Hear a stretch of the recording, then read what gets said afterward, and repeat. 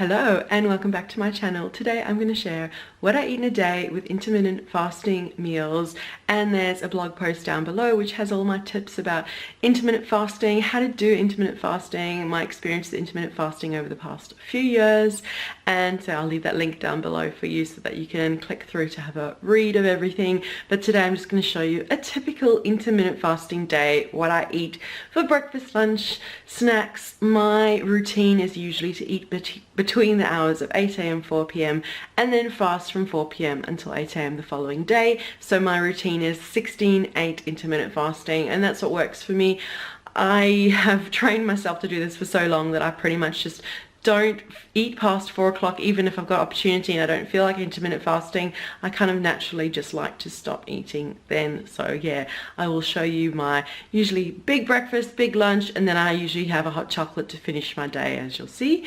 And this is actually my last video for the year, my last video for 2019. So I just thought I'd also take opportunity to say thank you so much to everyone who's liked, commented, shared, supported my channel and my blog over the year. It's been an awesome year. There's been so much fun that's happened, and thank you so much for sharing it with me. And I've already got to work with ideas for 2020, for recipes, for inspiration that I'm going to share with you. And if you've got any requests you'd like me to add to my list, the next couple of weeks I'm going to be planning and just getting started tinkering with recipes to share with you. So I'm really excited for what 2020 brings, and I wish you and your family well over the Christmas festive period and the New Year, and yeah, just a wonderful time. And yeah, I'll be back in 2020, but to finish off, let me share my day with you, and I'm going to go and make breakfast now. So I'm going to make cheese and mushroom omelette. I love cheese and mushroom omelettes. I could have them just about every day if I could. So I am going to chop up these mushrooms. They were from Aldi for 79 cents. Love these bigger mushrooms. We're just going to chop them up with some onion, get them cooking, and then for my omelette I'm going to whisk together a whole lot of eggs and cream, and then just fill them up with the cooked mushroom and cheese. And I tend to make this as a bit of a conveyor belt type thing. I make for my boys first, for my kids, and I do all the mushrooms, and then I kind of portion it out. So I'll cook 3-egg omelette for my kids to share, and then I'll make a 6-egg omelette for my husband and I to share. So then it just works out well doing it that way. That's just the way I do it. So I'm going to get started by cooking up the mushroom and onion. So I've just very roughly chopped all of the onion and the mushrooms. I've got it in a frying pan with plenty of coconut oil. You could use butter if you want instead. And I've added on salt and oregano because that's just my seasoning of choice. You can add in pepper, you can add in really any seasoning you like, and just cook really as much as you like for as long as you like until all of the mushrooms are done, and then we'll move them off and get cooking with our omelette. So while the mushrooms are cooking behind me, I'm going to get on and just whisk up my eggs. And as I said, I'm making a batch for myself and my husband and a batch for my kids. So for them, I'm using 3 eggs. I usually suggest 2 to 3 eggs per person, but with my kids I tend to do 3 eggs in total, so they're having an egg and a half each. I'm happy with that. They don't have eggs every day, it's just today I'm doing it for them. They love having mushroom omelette.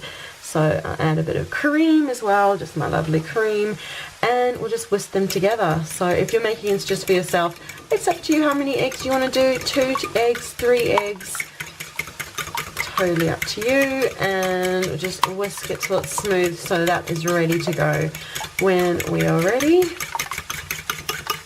Okay, so I'll just pop this aside, and then as soon as the mushrooms are cooked, we'll move them off into a bowl and we'll get the omelette cooking. Okay, mushrooms are all beautiful and reduced down, as you can see, so I'm going to move them into a bowl and get started cooking my omelette.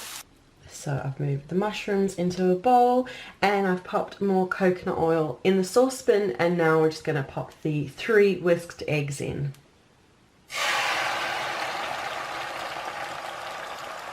And just make an omelette anyhow you usually do it. Kind of fill the whole frying pan, and then I like to kind of move the inside out and the outside in until it's set, and then we'll add in the filling. Okay, now as I'm making this for my kids, what I like to do is very roughly separate it. So there's 2 omelettes here now, and I'll fill them both, and then you can fold them over. That's kind of the way I fit 2 into the pan. So for them, we'll just pop about a tablespoon or so each of the mushroom filling. They do like mushrooms, they're not a huge fan of onions, so we'll probably end up eating their onion, but you know, kids. So I've got the mushroom and I'll pop a bit of cheese on top. Cheese they love, just like me. So pop the cheese on top, and then we'll just carefully fold the omelettes over.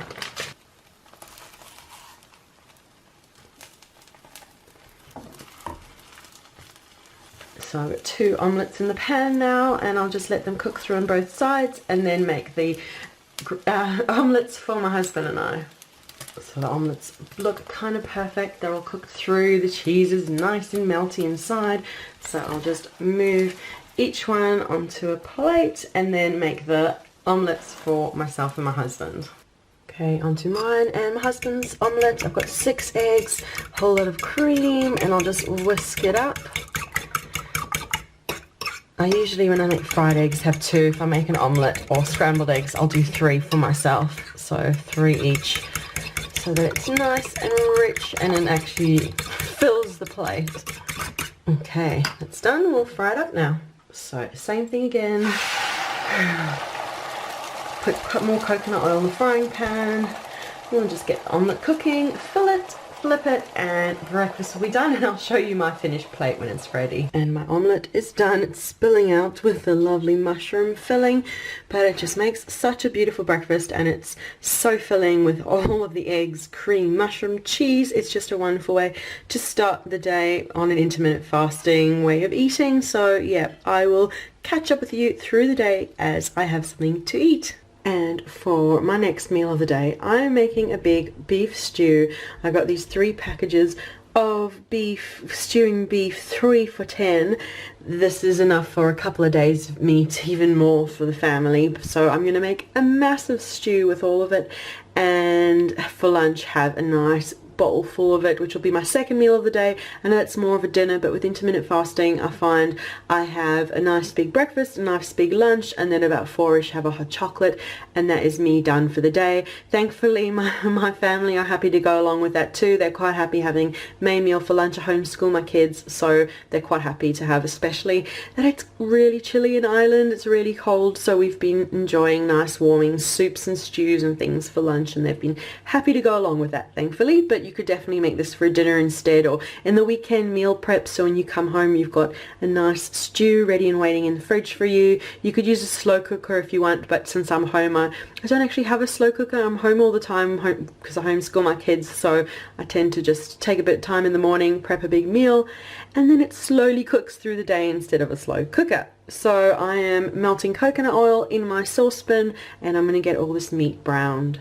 So I've opened up all the packages of meat, I've salted it all, and now I'm just going to cook it in batches. So my saucepan will only kind of fit beautifully browning 1 lot of them at a time, and then once they're all browned, cook some veggies and then pop the meat back in to cook away. So I've got the first lot of meat in the saucepan. I'll just give it all a good stir through, let it brown on every side, and then do the same with the other batches. It's just too steamy to film. The first batch of meat is pretty much browned. We'll move it off to a plate and brown up the rest of the meat now. Meat is all browned. I moved it to a plate, and now I'll fry up some onion and garlic. You can't see once again, but I've got onion and garlic in the saucepan, getting all the lovely flavours. We'll just brown it and then add the meat back into the saucepan. I'm happy with how the onion, garlic's brown, smells pretty incredible, and so I'll add all the meat back in and then cover it up with water. I've just covered it and adding a bit more because I still want to add a bit more veggies in, but it is up to you. You don't have to use water. You could use veggie stock, beef stock, whatever you like. I'm just happy there's so much flavour in there, so just use water instead. And for veggies to add, you can add whatever veggies you like. I'll just chat you through what I'm going to do. I'm going to add in broccoli. Now, this pack I bought from Aldi actually has 2 heads of broccoli. What I'm going to do is I'm going to add one in now and then one in about half an hour before it's ready, because the one is just going to pretty much disintegrate, but then you get that lovely flavor and nutrients from broccoli having cooked for such a long time. And then the other one will add just before serving, half an hour of cooking, so it's just going to soften slightly, not even half an hour, might the last 15 minutes chop it in so it's kind of fresh and the broccoli remains whole then. You can also really add in zucchini, mushrooms, depending if you're following low carb keto, you can leave it at that. Otherwise, you could also add in carrot, parsnips, potatoes, really up to you, whatever you want to make a lovely beef and veggie stew. But I'm just going to get on and chop some of the broccoli and add it in now. So I've very roughly chopped up the broccoli and we'll add it into the stew. I've added in the broccoli, give it a toss through. And now I'm just going to let my stew come up to the bubble and then reduce it down to a simmer and let it cook for 2.5 hours. Have a little try of the meat, see if it's tender enough to my liking. Otherwise, just keep cooking it until it's nice and tender. And once I'm happy with the meat, we'll add in the rest of the broccoli, and our beef and broccoli stew will be just about done. So I'm just going to let this simmer away, and I will catch up with you once it is all reduced down and we're ready to add more broccoli. So it's about 2 hours later now. It's been gently bubbling away. It's hot. All of the broccoli is kind of disintegrated into the stew. You can't see again. And I am going to now chop up the rest of the broccoli and add it in. Okay, I've chopped up the rest of the broccoli. We'll just mix it all in and just cook it until the broccoli is nice and tender. So maybe about another 15 minutes and it'll be done. It's only been about 15 minutes and all that broccoli is cooked. The meat is pretty much falling apart, so it's done.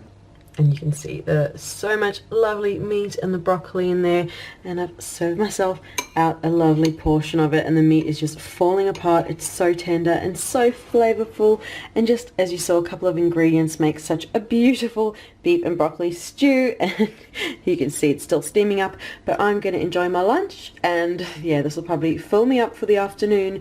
And just before 4 I will make a hot chocolate and show you that next.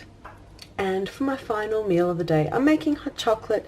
I'm using this unsweetened coconut milk that I've been using lately, and what I like to do is I pour out a mug, 2 mugs, depending how many people you're making for. I'm doing for myself and my husband, so we'll do 2 mugs of milk. And 2.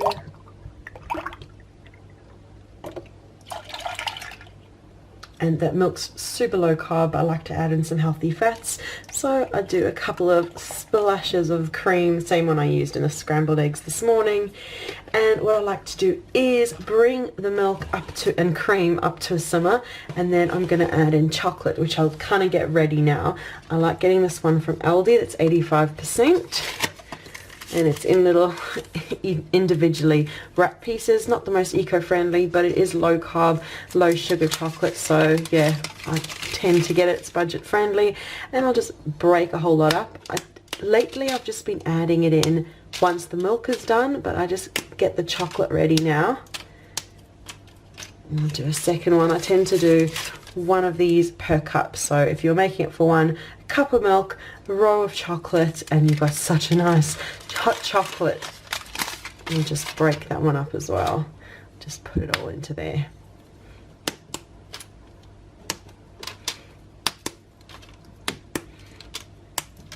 So now, once our milk has come up to a bubble, we'll mix in the chocolate and it'll all be lovely creamy hot chocolate. So I've got the milk over a medium heat in the saucepan. I'm just going to keep a close watch on it, stir it so it doesn't stick to the bottom, and as soon as it comes up to the boil, remove it from the heat. So the milk has just come up to bubble, as you can see, and I'm going to move it off the heat and mix through the chocolate. Okay, I've got my mug at the ready, the boiling milk, and we'll pour in the chopped chocolate. And we'll just move everything around so you can see. So we'll just mix it to get all that chocolate amount. You can add in some stevia or your sweetener of choice as well, but I found the 85% to be perfectly dark enough, so it doesn't need any more sweetness for me. There you go, it's all mixed through, lovely and chocolatey, so I'll pour it out into a mug. Got my mug here, we'll pour out the hot chocolate.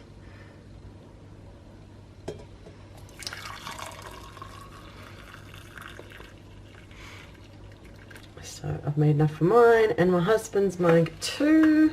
I like my blue spotty mug and he's got a marble mug, so of course his and hers. We'll just pull that one out too. Let me move it so you can see what I'm doing. There you go.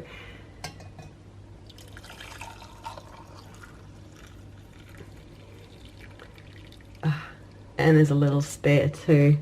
Oh, that is perfect, perfect hot chocolate, the perfect way to end the day of eating and to end my videos for 2019.